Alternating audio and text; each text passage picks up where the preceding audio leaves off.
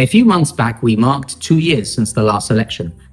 This means that we are now more than halfway through before the next time you will be given a chance and a choice to elect a new government. And there have been many big things which have happened since, such as the conclusion of the McGrail inquiry with its report, which has been seen by the press, but not yet by your own elected politicians.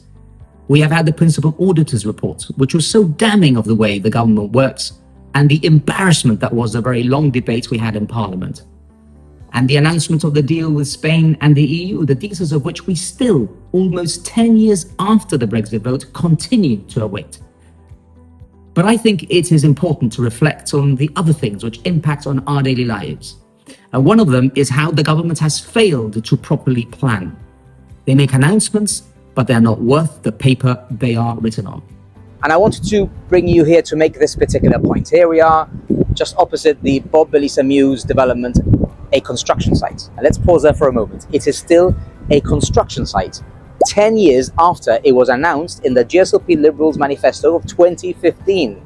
People have had to put their lives on hold for 10 years, and because not one key has been delivered to these individuals. And the same thing with Chatham Mews, where people have been waiting since it was announced 8 years ago.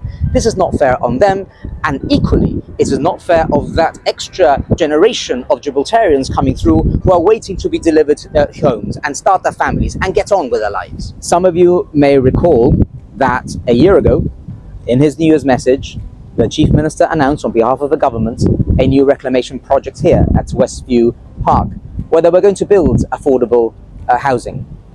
This is now a year ago, let's not forget. He said at the time in an interview that he would be delivering keys in the early part of 2028.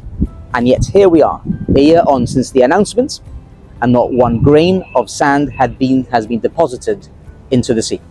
Is this another breach of another promise by this government? Devil's Tower Road is another example of bad planning and lack of vision, where we have seen an incredible building spree over the last few years, building, in many cases, unaffordable flats. And yet, only very recently, we have heard the Minister for Education saying that he may be considering building a new primary school in the area.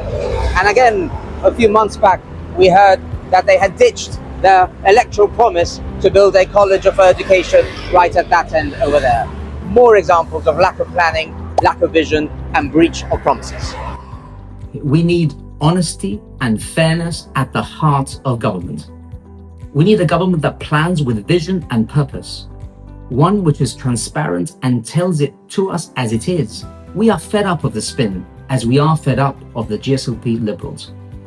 But on Christmas, this must be a message of hope, one in which we can see the reality of change being delivered.